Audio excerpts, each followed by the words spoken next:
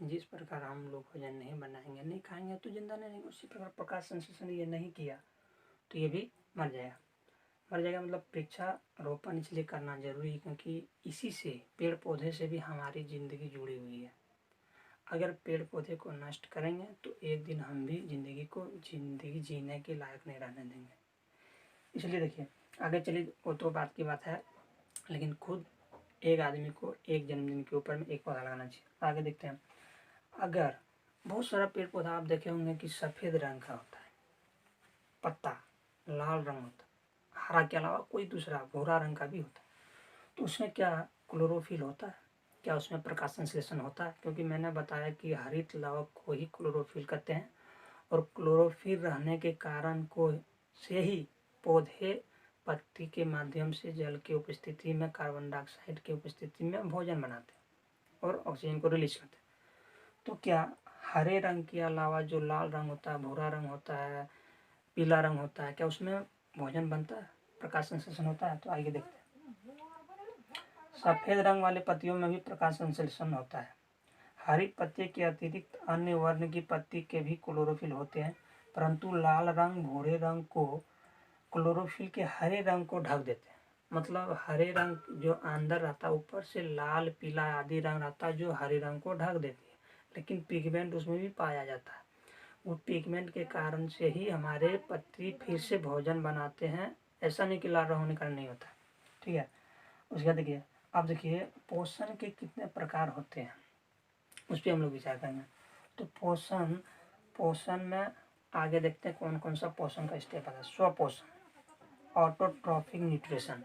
स्वपोषण नाम से ही पता चलता है, स्व मतलब खुद, जो जीव स्वयं भोजन संश्लेषित करते हैं, जो जीव खुद भोजन को संश्लेषित बनाते हैं उसे स्वपोषण करते हैं, ऑटोट्रॉफिक न्यूट्रिशन करते हैं।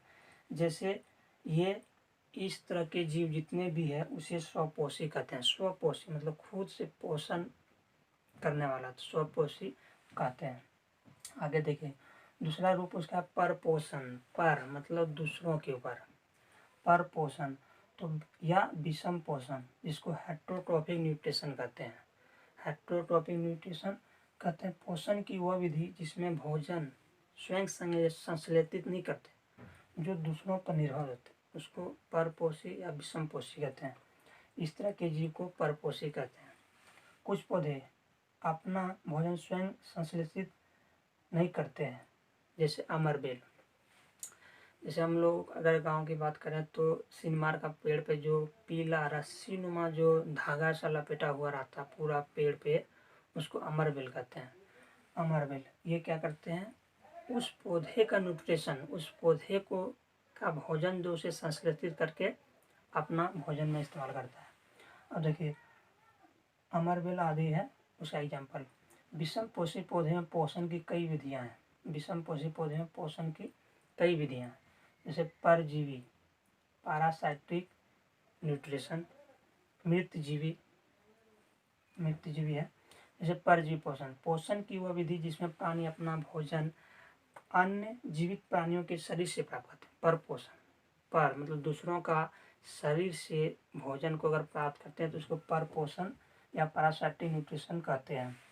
ऐसे जीवों को परजीवी कहते हैं। परजीवी दूसरे पर जो निर्भर है, दूसरे शरीर को जो खा के जिंदा है, दूसरे शरीर का जो न्यूट्रिशन वो लेके जिंदा है, तो उसको पर मतलब दूसरों के ऊपर जो निर्भर है उसको बोलते हैं परजीवी। जिससे ये भोजन प्राप्त करता है उसे पोषी कहते हैं।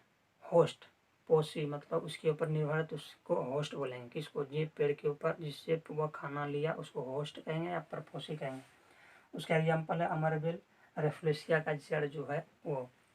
देखिए मृत जीवी पोषण, पोषण की वह विधि जिसमें पौधे प्राणी अपना भोजन मृत एवं विघटित जैविक पदार्थों से प्राप्त करते हैं। ऐसे प्राणी का उपयोग करने वाले को मृत जीवी कहते हैं। जो मृत जीवी, मृत के जिसमें प्राणी अपना भोजन मृत से विघटित करके जो भोजन को इस्तेमाल करते हैं उसके मृत जीवी कहते हैं। जैसे फफूंद हुआ, मशरूम हुआ। अगला है कीटभक्षी, इंसेक्टिवोरस प्लांट। ये क्या, घटपर्णी एक विचित्र पौधा है। कीटभक्षी एक विचित्र का पौधा है, ऐसे पौधे कीटों को भोजन के रूप में ग्रहण करते हैं, मतलब कीटों को भोजन के रूप में खाते हैं। जैसे हम लोग चावल खाना खाते हैं उसी तरह वो कीटों को खाते हैं। इसका एग्जाम्पल है क्लस पौधा, जिसको पिक्चर प्लांट कहते हैं। पिक्चर प्लांट मतलब पिक्चर प्लांट एक टाइप का पौधा है जिसमें सिर्फ कीटों को ये खाते हैं। ठीक है, इसका एग्जाम्पल हो गया pitcher plant, Venus flytrap, Drosera आदि।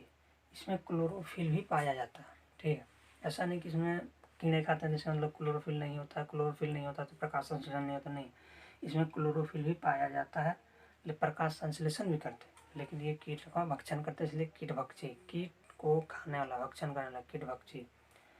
देखिए अब अगला है सहजीवी, सिम्बायोटिक न्यूट्रिशन। सहजीवी भिन्न भिन्न प्रकार के जीव एक दूसरे की मदद करते हैं। बहुत सारे जीव एक दूसरे की मदद करते हैं तथा अपना आवास एवं पोषक तत्व एक दूसरे की मदद करते हैं। आवास भी और पोषक तत्व की एक दूसरे के साथ मदद करते हैं तथा साथ में बांटते हैं, खाते पीते हैं, जिसे सहजीवी कहते हैं। साथ साथ सहजीवी, साथ साथ जीने की कला, सहजीवी साथ साथ जीने, खाने पीने रहने को सहजीवी कहते हैं, सिंपल भाषा। उसका एग्जाम्पल लाइकेन। लाइकेन जो है शैवाल, शैवाल और फंगस के साथ रहते हैं लाइकेन, तो सहजीवी हो गया लाइकेन। ठीक है, तो लाइकेन में बहुत सारा हो गया। लाइकेन एक सहजीवी है। अगर क्वेश्चन में पूछे लाइकेन क्या है, यह सहजीवी प्लांट है। लाइकेन साधारणतः वृक्षों के तनों पर या पुरानी नमी युक्त दीवारों पर उगते हैं। ठीक है, शैवाल में क्लोरोफिल उपस्थित है जबकि कवक में क्लोरोफिल नहीं होता।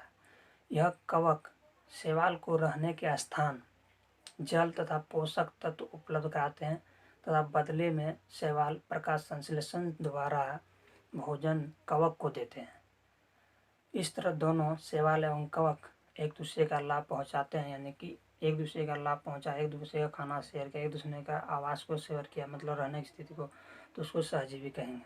सहजीवी के एक और उदाहरण है जिस पे हम चर्चा करेंगे, जिसे यहाँ राइजोजियम, राइबोजियम जो है उसी प्रकार का, जो जीवाणु वायुमंडलीय नाइट्रोजन का स्थिरीकरण करने में सहायक होते हैं।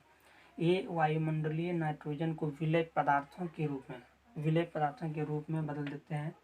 ऐसे ही जीव को राइजोजियम कहते हैं। ये जीवाणु भी है। ठीक है, अब राइजोबियम का एक प्रमुख काम है, ये दलहनीय पौधे जैसे चना, मटर, आहर, गेहूँ, सेम आदि के जड़ों की गांठों में रहते हैं। उन्हें नाइट्रोजन की आपूर्ति करते हैं।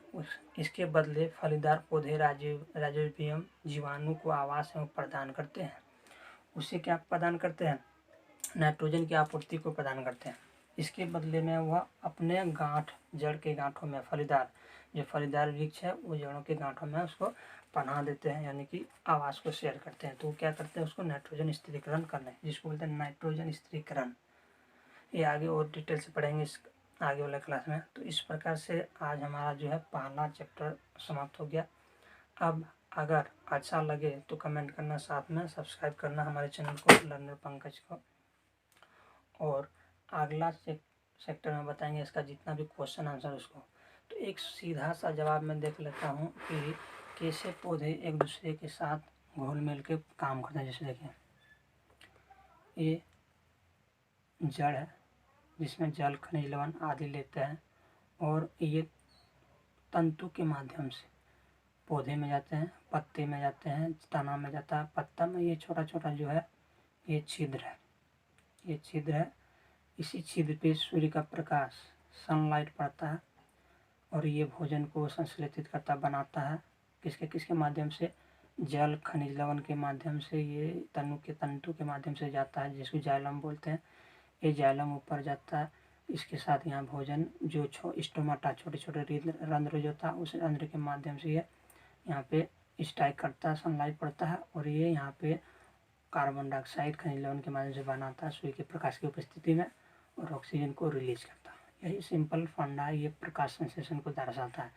जब भी प्रकाश संश्लेषण पूछे तो उसमें एक उसका जो समीकरण था उसको दर्शाना है, प्रकाश संश्लेषण क्या है, एक ये डायग्राम बना देने से उसको क्लियर हो जाता है। 5 में 5 नंबर देने की संभावना को 100% करता है। Thank you. Bye bye.